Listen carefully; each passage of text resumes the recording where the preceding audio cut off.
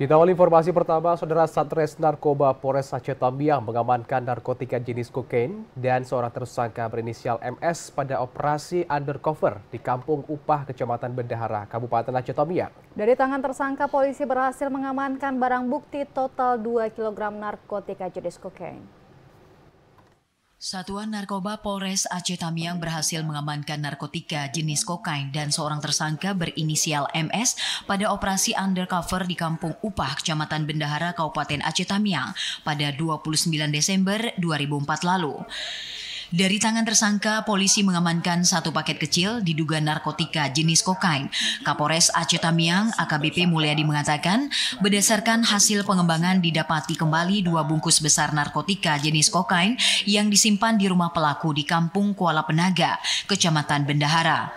Berdasarkan keterangan tersangka, barang haram ini didapat dari seorang berinisial PJ, warga Rantau Pakam, Kecamatan Bendahara, yang saat ini masuk dalam daftar pencarian orang atau DPO Polres Aceh Tamiang.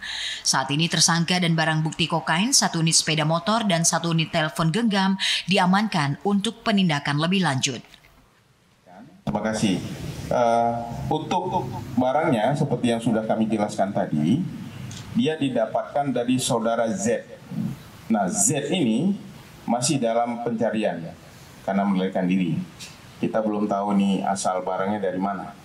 Kemudian terhadap tersangka, kita jaring dengan pasal 114 ayat 2, sub pasal 112 ayat 2, Undang-Undang RI nomor 35 tahun 2009 tentang narkotika.